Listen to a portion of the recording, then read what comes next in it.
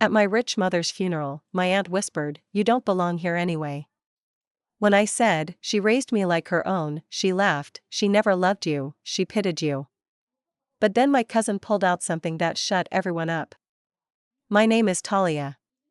I'm 42, and this story begins not with my mother's death, but far before that, on a hot July afternoon in 1989 in Buckhead, an affluent neighborhood in Atlanta, Georgia. My earliest memory of my mother, Maren Rutherford, isn't warm or maternal.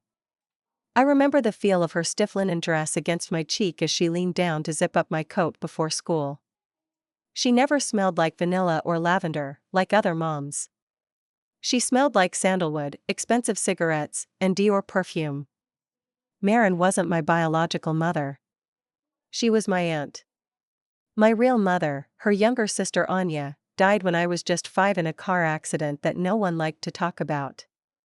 Maren and her husband, Randall, took me in. At the time, they had no children of their own, and to the outside world, we were a normal family. I was raised in privilege, private schools, horseback riding, European vacations. I was given everything, except the feeling of belonging. Maren never said it, but she wore her resentment like pearls around her neck. Tight. I tried to earn her love. I got straight A's. I played piano. I kept quiet. But her smile never reached her eyes when she looked at me. When I was 12, they had their own child, a boy named Miles. I remember standing outside the hospital room, peering through the glass, and realizing that my place in the family had shifted permanently. Still, I stayed. I grew up. I became a nurse. I didn't marry, didn't have children. I lived just an hour away in Athens but was rarely invited back home. When Randall passed away in 2017, I was barely mentioned in the obituary. When I called, Maren said coldly, "You're not family in the legal sense. You don't have to pretend." Maren passed away in March of this year. A sudden heart attack, the kind that catches even the healthiest off guard. She had just returned from Street Barts. Miles called me 2 days after her death. Not to offer condolences. He just said, "The funeral is Sunday. If you want to come." I didn't want to.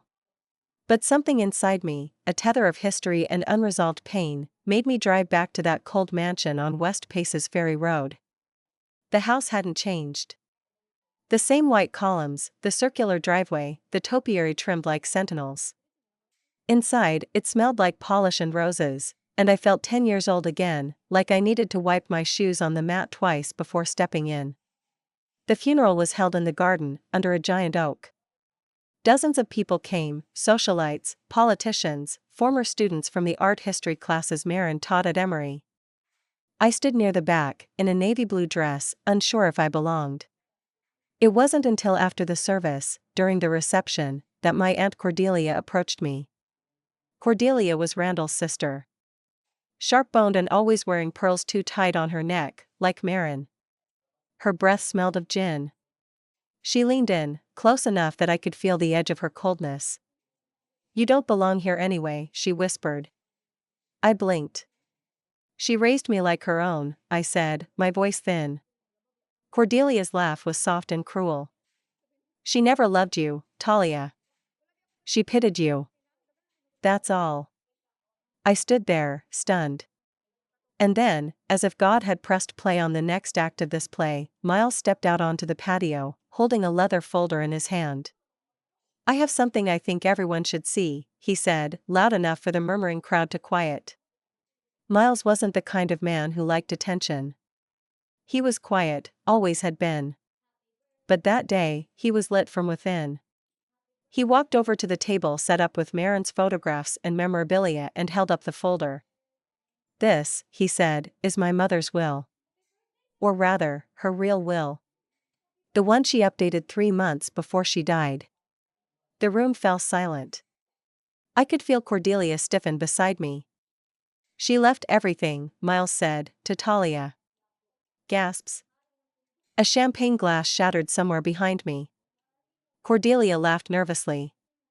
"That's absurd. Randall built this estate.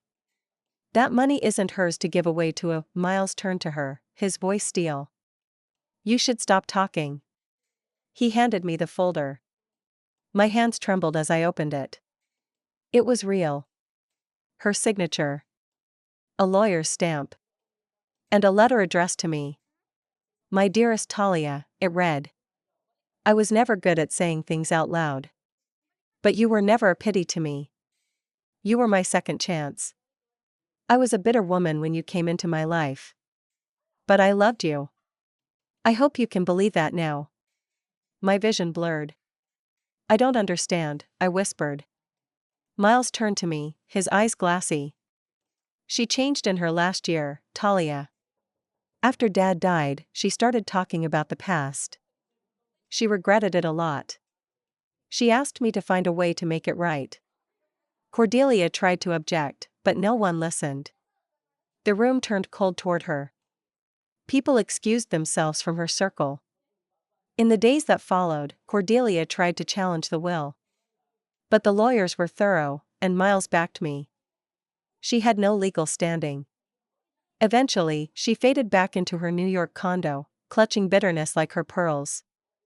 I moved into the house, not out of greed but because I needed to face the ghosts. The room I had as a child was still intact. I found a box under the bed filled with drawings I had made. On each one, in Marin's handwriting, was a note. Talia's masterpiece. Look at her talent. So proud. She hadn't said it. But she had felt it. I read the letter again and again over those first weeks. Not because I cared about the money or the property. But because someone had finally said they loved me. Months later, Miles and I sat on the back porch. The garden bloomed wildly now. I'd let the ivy grow a little freer. You okay? He asked. I think I'm getting there, I said. It's strange. She loved me in silence. He nodded. It's still love. We stayed quite a long time, watching the sun set behind the oak tree where her ashes were scattered. In the end, I learned that love doesn't always look the way we want it to. Sometimes it's hidden behind cold stares and tight pearls. But it's there, waiting to be found in a letter, a folder, a child's drawing kept for decades. And sometimes, it takes death to set it free. I still don't get why you're here. Cordelia leaned in, her gin-soaked breath barely masked by the perfume she wore like armor. You don't belong here anyway. I didn't even turn to face her. She raised me like her own. Cordelia gave a low chuckle, the kind meant to humiliate. She never loved you. She pitied you. That's when Miles stepped out from the house, holding a leather-bound folder in his hands. I think we should all sit down, he said, his voice unusually firm. There's something my mother wanted us to know. I'm Talia, 42, and until last month, I was invisible to most of my so-called family. Let me back up. I grew up in Buckhead, Atlanta. It's the kind of neighborhood where gates have guards and houses have names, not just addresses. I didn't belong there, but I lived there. I was 5 when my real mom, Anya, died in a car accident. She was only 27. Her older sister, Marin Rutherford, took me in.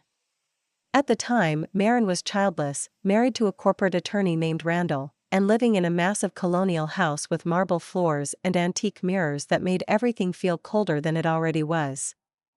People assumed I was adopted. No one said it out loud, but I knew the truth early. I was the niece, not the daughter. My name wasn't on the mailbox, not even a second line. Still, I had a roof over my head, I went to private school, and I wore dresses from boutiques, not department stores. So I never asked for more. I just wanted to stay in the room they gave me, do my homework, and not give Marin a reason to regret taking me in. But she didn't hide her resentment well. She didn't torment me, not in the way movies would portray, but she kept love just out of reach. No bedtime stories, no hugs after school. Just rules, expectations, silence. Randall was kind enough but distant. He traveled a lot for work and rarely got involved. Then, when I was 12, everything shifted. Marin gave birth to her son, Miles. The nursery used to be my study room. I remember standing at the door, watching her fold his tiny clothes with the kind of warmth I never got from her. And that was the beginning of the end of any illusion that I mattered. I don't think she meant to erase me, she just had a reason not to pretend anymore. I became the girl they took in. Not a daughter. Not quite a niece. Just, there. Miles grew up into a quiet, curious, sweet boy. We got along.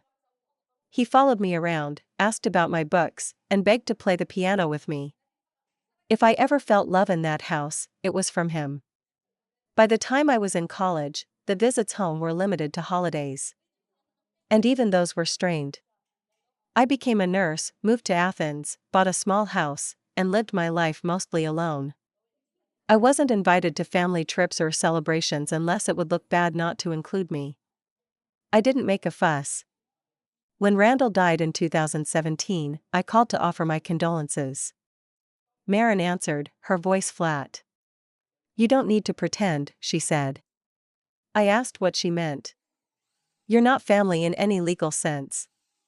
You don't have to perform grief. I didn't go to his funeral. And that was the last time we spoke. Until she died. It was Miles who called me. Hey, he said. Mom's gone. There was a long pause. I waited, thinking he'd say something more. He just cleared his throat. The funeral's Sunday. At the house. That's all. No invitation. Just a time and place. I don't know why I went. Maybe to say goodbye to a woman who confused me all my life. Maybe just to prove to myself that I could still walk into that house without breaking down. The house looked exactly the same. The same cold walls, the same portraits, the same marble that echoed too loudly when you walked across it. The garden had been trimmed for the event. Dozens of folding chairs were set up under the massive oak where Marin used to host her charity luncheons. I arrived alone. No one greeted me. Miles gave a slight nod when he saw me. Cordelia, Randall's sister, stood beside a table covered in white roses and catered hors d'oeuvres. After the service, during the reception, Cordelia zeroed in on me like a hawk. She had always looked through me, but now she looked at me, and it wasn't kind. You don't belong here anyway, she whispered. I didn't respond at first. My throat clenched.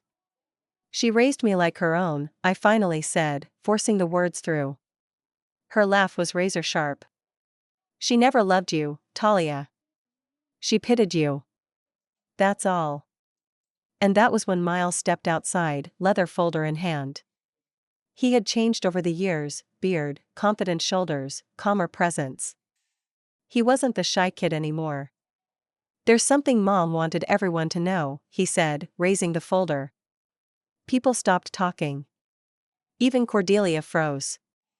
Miles walked to the center of the patio and cleared his throat. This is our mother's final will, he said. It was updated 3 months ago. I was with her when she signed it, and her attorney, Mr. Klein, is here to verify its legitimacy. There was a ripple of curiosity. Then confusion. She left everything, her estate, her assets, the house, to Talia. Cordelia blinked. That's absurd.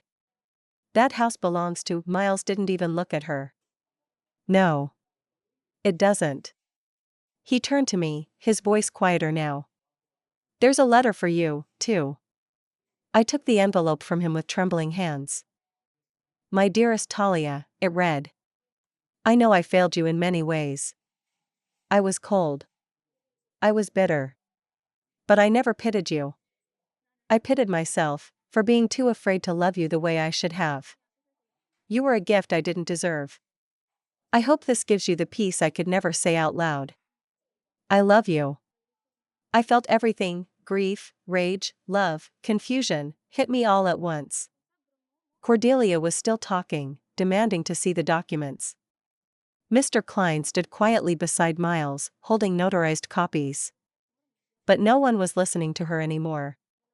Even the guests, some of whom had known Marin for decades, began to move away from her. I couldn't speak.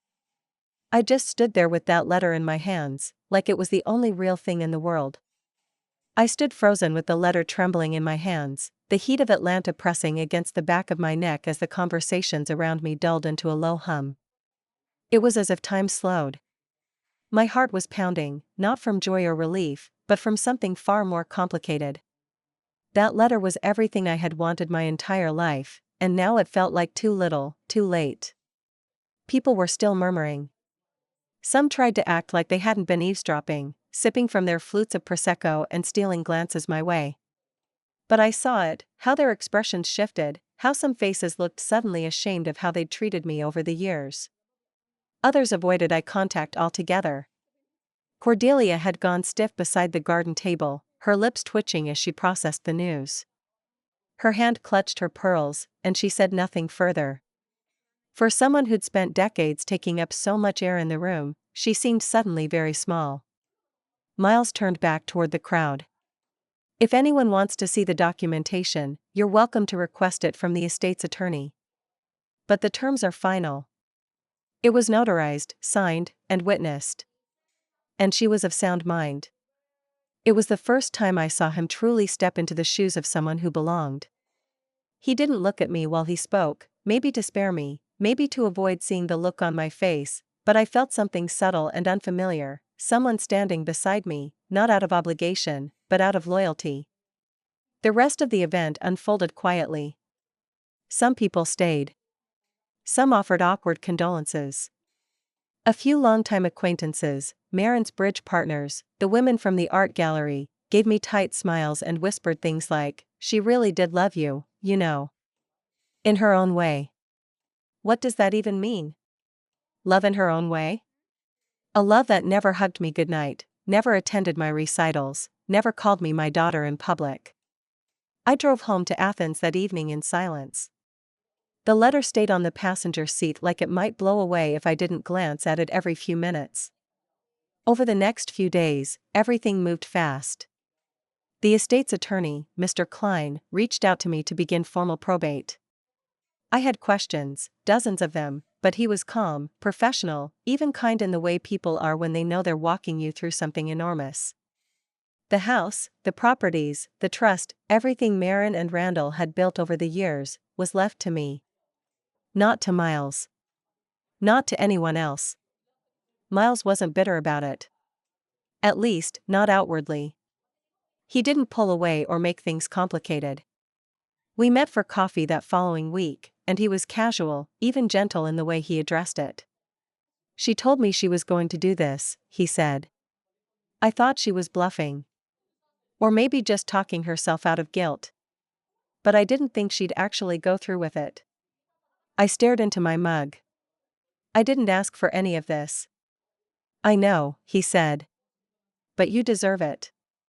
Those words didn't feel real. They still don't. It's not that I wanted her money. God, if anything, it makes this more confusing. I would have been happy with just a real conversation. Just one memory where she looked at me and I felt safe. Instead, I got marble floors and art collections and an estate worth more than I can wrap my head around. Mr. Klein gave me access to Marin's journals. Apparently, she'd kept notebooks her entire life, pages and pages of rants, schedules, appointments, and personal confessions. I stayed up late one night reading one from 2005. She'd written about Randall's coldness, about her anxiety, and, most unexpectedly, about me. "Talia brought me tea this morning without asking. I can't believe how kind she is sometimes. I know I don't say it, but I do love her. I'm afraid she'll see how bad I am at this." Another entry, years later, "Sometimes I wonder if Anya would hate me for the way I've handled things. I always said I took Talia in because it was the right thing to do. But truthfully, I did it because I couldn't bear the thought of her being raised by strangers. She was already mine. I just didn't know how to be hers." That one made me cry harder than the funeral. All my life, I thought I was a mistake she endured. Now I was staring at proof, clear and unfiltered, that she'd wrestled with it all along. That her silence wasn't absence, it was fear. I almost called Miles that night, but I didn't know what to say. What can you say to someone who grew up with the best version of her, while you got what was left? Instead, I drove back to the house. I couldn't sleep anyway. The key still worked. Of course it did, it was my house now. The rooms were colder than I remembered. Even though the thermostat was still set to 72, I felt like I was walking through memory-shaped fog. I stood in my old room for a long time.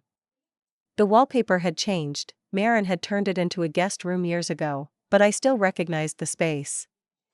I opened the closet and found a box labeled Talia, do not throw away.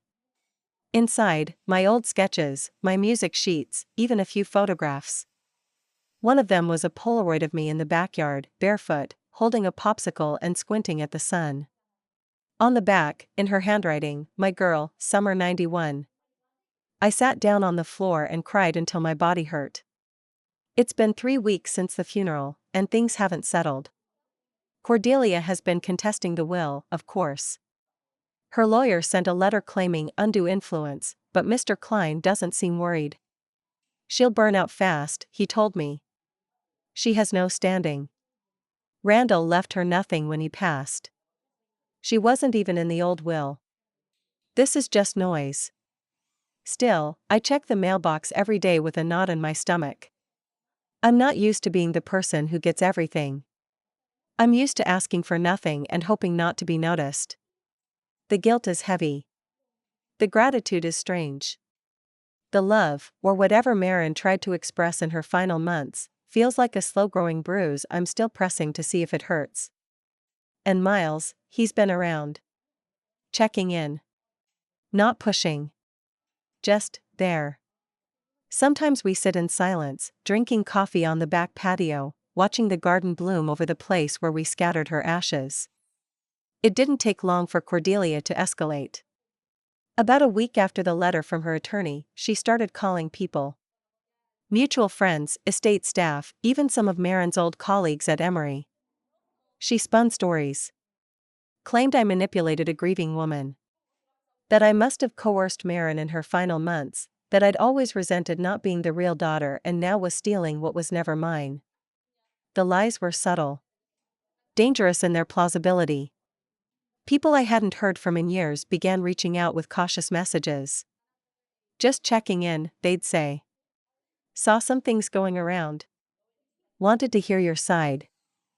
I knew exactly what Cordelia was doing.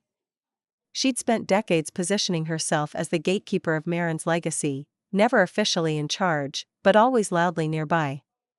She thought she could still pull strings in the background like before. She underestimated how tired people were of her entitlement. And she grossly underestimated Miles. He sent out an open letter. Not to the press, but to the entire family mailing list. The social club groups. Her charity board. Even her old book club. It was formal, but cutting. There have been unfortunate rumors circulating regarding the validity of my mother's final wishes. I want to clarify, Marin Rutherford updated her estate plan with full legal counsel, while of sound mind. I was present. I support her decision entirely. Any claims suggesting otherwise are both false and disrespectful. Talia was not only her legal daughter for all purposes, she was, in every sense that matters, the heart of this family. Anyone unwilling to respect that is welcome to excuse themselves from our lives moving forward. That was the turning point. Not because it silenced Cordelia, she kept going, of course, but because it shifted the energy. Suddenly people realized it wasn't just the niece they were up against. It was Miles too. The biological son. The golden child. The one who should have been bitter but wasn't. He wasn't siding with me out of guilt. He was siding with me because he saw things clearly. Her campaign slowly fell apart after that. I didn't even have to lift a finger. But I didn't just want her to lose. I wanted her to see what it meant to be excluded. To be denied the benefit of the doubt. To be left on the outside of something she thought she could control. So I made a decision. The estate held a trust in Marin's name that supported a women's arts foundation, something she'd created to support young female artists at Emory. It was her passion project, and it had grown substantially over the years thanks to Randall's matching contributions and endowment funds. Every year, there was a black tie gala fundraiser. Cordelia was always invited. Always had a table. Always made a speech. I asked the board, now under my control, to rebrand it. Not Marin Rutherford Women in Arts, but the Anya Grant Fellowship, in honor of my real mother. There were protests, naturally. Some board members didn't like the change. But when I showed them Marin's final notes, specifically a journal entry about how she wished she'd honored Anya more, they couldn't argue. Cordelia, predictably, was furious. She sent a letter to the board accusing them of erasing Marin's cultural legacy. Claimed I was using emotional theatrics to rewrite history. The board's chairperson replied that the trust's funding and direction was now at the sole discretion of the estate trustee, me. The next year, when invitations went out, Cordelia's name wasn't on the guest list. She called Miles. Demanded to know why she wasn't included. I don't know, he told her, deadpan. Maybe you don't belong here anymore. She didn't call again after that. It's been 6 months now. The house feels less cold. I've started rearranging things. Took down most of the heavy curtains. Repainted some of the rooms. Brought in books and soft blankets and little signs of life. It still smells faintly like Marin's perfume in some corners, but less now. Like she's fading into memory. Miles visits regularly. We've grown closer. Not in a forced, performative way. Just, simple. Familiar. He still calls me sis, which breaks something open in my chest every time. It's not obligatory. It's real. One afternoon, I asked him why he'd backed me so strongly. He just shrugged. You were the one who always looked out for me. I figured it was my turn. I think that was the first time I fully let go of the idea that I'd always be the outsider. The quiet revenge wasn't about taking away Cordelia's access to money or power. It was watching her realize that influence built on cruelty doesn't last. That the people who rally behind you out of fear won't stay when fear no longer serves them. She wanted to control the legacy. I rewrote it in ink and she'll never wash away. Marin didn't give me what I needed when I was a child. But in the end, she gave me the tools to take it for myself. Not with bitterness. Not with violence. With truth. With calm power. With legacy. And that, in the end, is the best revenge I could ask for.